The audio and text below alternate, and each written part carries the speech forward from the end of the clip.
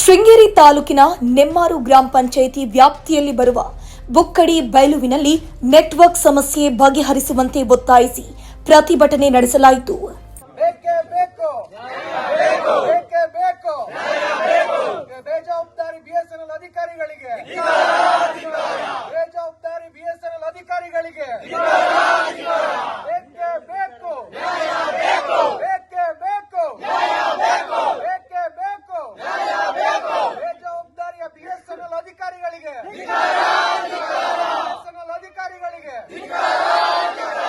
ಸುಮಾರು 7 ರಿಂದ 8 ವರ್ಷದಿಂದ ಈಚೆಗೆ ಬಿಎಸ್ಎನ್ಎಲ್ ಟವರ್ ಕಳಪೆ ನಿರ್ವಹಣೆಗೆ ಹೆಸರಾಗಿದ್ದು, ಸಾಕಷ್ಟು ಬಾರಿ ಈ ಸಮಸ್ಯೆಯನ್ನ ಮೇಲಾಧಿಕಾರಿಗಳ ಗಮನಕ್ಕೆ ತಂದರೂ ಏನೂ ಪ್ರಯೋಜನವಾಗಿಲ್ಲ.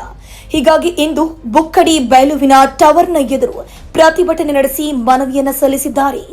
ನಮಗೆ ಮಾಡಬೇಕಾಗಿದ್ದೇನೂ ಇಲ್ಲ.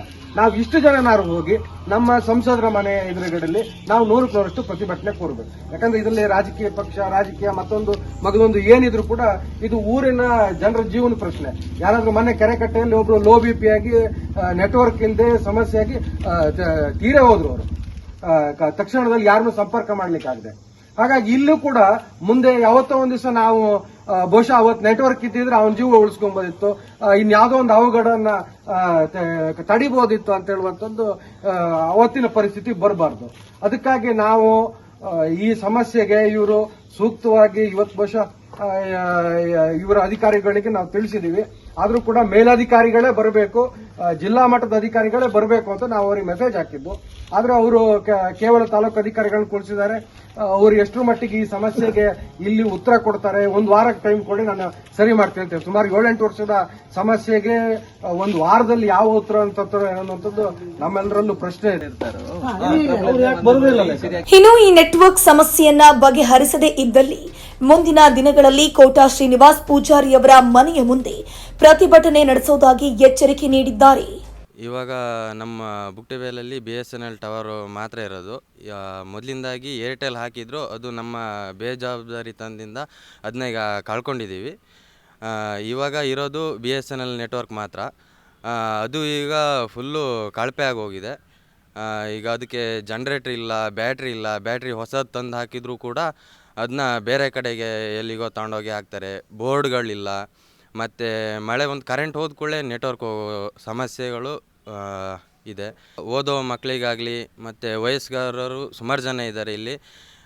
ಏನೇ ಒಂದು ಆ್ಯಂಬುಲೆನ್ಸಿಗೆ ಏನಕ್ಕಾದ್ರೂ ಒಂದು ಫೋನ್ ಮಾಡಬೇಕಾದ್ರೆ ನಾವೊಂದು 2-3 ಕಿಲೋಮೀಟ್ರ್ ಹೋಗಿ ನೆಟ್ವರ್ಕಿಗೆ ಹೋಗಿ ಕಾಲ್ ಮಾಡಬೇಕಾಗತ್ತೆ.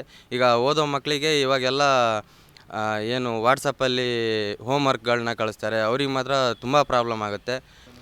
ಇವಾಗ ಆಟೋ ಚಾಲಕರಿಗಾಗಲಿ ಮತ್ತು ಏನೇ ಒಂದು ವೆಹಿಕಲ್ಗಳು ಇಟ್ಕೊಂಡಿರೋರಿಗೂ ತುಂಬ ಪ್ರಾಬ್ಲಮ್ ಆಗುತ್ತೆ. ಇವಾಗ ನೆಟ್ವರ್ಕ್ ಇದ್ರೇ ಈಗ ಕಸ್ಟಮರ್ಗಳು ಫೋನ್ ಮಾಡಿ ಬಾಡಿಗೆಗೆ ಅದಕ್ಕೆ ಕರೀತಾರೆ. ಇವಾಗ ನೆಟ್ವರ್ಕ್ ಇಲ್ಲಾಂದರೆ ತುಂಬ ಸಮಸ್ಯೆ ಆಗ್ತಾಯಿದೆ. ಇವಾಗ ಸಂಸದರಿಗೆ ಮತ್ತು MLA ಅವರಿಗೆ ನಾವು ಮನವಿ ಮಾಡಿದ್ವಿ, ಅವರೇನೂ ರೆಸ್ಪಾಂಡ್ ಮಾಡಿಲ್ಲ ಇದುವರೆಗೂ. ಈಗ ನೆಕ್ಸ್ಟು ಇದೇ ರೀತಿ ಕಳಪೆ BSNL ನೆಟ್ವರ್ಕ್ ಕೊಡ್ತಾಯಿದ್ರೆ ನೆಕ್ಸ್ಟು ಕೋಟಾ ಶ್ರೀನಿವಾಸ್ ಪೂಜಾರಿ ಅವರ ಮನೆ ಎದುರುಗಡೆ ನಾವು ಧರಣಿ ಕೂರ್ತೀವಿ ಅಂತ ಹೇಳ್ತಾಯಿದ್ದೀವಿ. ಇವಾಗ ಹರೂರು ಮತ್ತು ಮಲ್ನಾಡು ಗ್ರಾಮದಲ್ಲಿ ಎಲ್ಲದಕ್ಕೂ ಒಂದೇ ಟವರ್ ಇರೋದು ಅಂದ ಕಾರಣ ನೆಟ್ವರ್ಕು ತುಂಬ ಒಂದು 4-5 ವರ್ಷದಿಂದ ಪ್ರಾಬ್ಲಮ್ ಆಗ್ತಾಯಿದೆ. ಈಗ ಒಂದು 15 ದಿನದಿಂದ ವಿಪರೀತವಾಗಿ ನೆಟ್ವರ್ಕ್ ಸಮಸ್ಯೆ ವಿಪರೀತ ಆಗಿದೆ. ಯಾಕಂದರೆ ಕರೆಂಟ್ ಇಲ್ಲ ಅಂದರೆ ನೆಟ್ವರ್ಕು ಇರೋದೇ ಇಲ್ಲ. ಹಾಗಾಗಿ ಇಲ್ಲಿ ಓದೋ ಹುಡುಗರಿಗೆ ಆಗಿರ್ಬೋದು, ವಯಸ್ಕರಿಗಾರಿಗೂ ತುಂಬ ಪ್ರಾಬ್ಲಮ್ ಆಗ್ತಾಯಿದೆ. ಮತ್ತು ಈಗ ಅಧಿಕಾರಿಗಳು ಇವತ್ತು ಬಂದು ನಮ್ಮ ಸಾಂಕೇತಿಕವಾಗಿ ಒಂದು ಪ್ರತಿಭಟನೆ ಮಾಡಿದ್ವಿ. ಅದಕ್ಕೆ BSNL ಅಧಿಕಾರಿಗಳು ಬಂದು ಇನ್ನು 10 ದಿನದಲ್ಲಿ ನಾವು ನೆಟ್ವರ್ಕ್ ಸಮಸ್ಯೆನ ಸರಿ ಮಾಡ್ತೀವಿ ಅಂತ ಹೇಳಿದ್ದಾರೆ.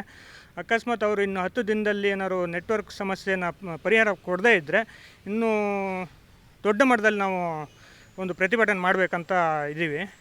ಇದು ನಕ್ಸಲ್ ಪ್ಯಾಕೇಜ್ ಅಂತೇಳಿ ಅವಾಗ ಕೊಟ್ಟಿದ್ದರು, ಮೂಲಭೂತ ಹಕ್ಕುಗಳು, ಈಗ ನೆಟ್ವರ್ಕ್ ಸಮಸ್ಯೆ ಮತ್ತು ರಸ್ತೆ ಇವೆಲ್ಲ ಮಾಡಿದರು. ಈಗ ನಕ್ಸಲ್ ಪ್ಯಾಕೇಜಲ್ಲಿ ಕೊಟ್ಟಿರುವಂಥ ಮೂಲಭೂತ ಸೌಕರ್ಯಗಳೇ ನಮಗಿಲ್ಲ ಆಗಿದೆ.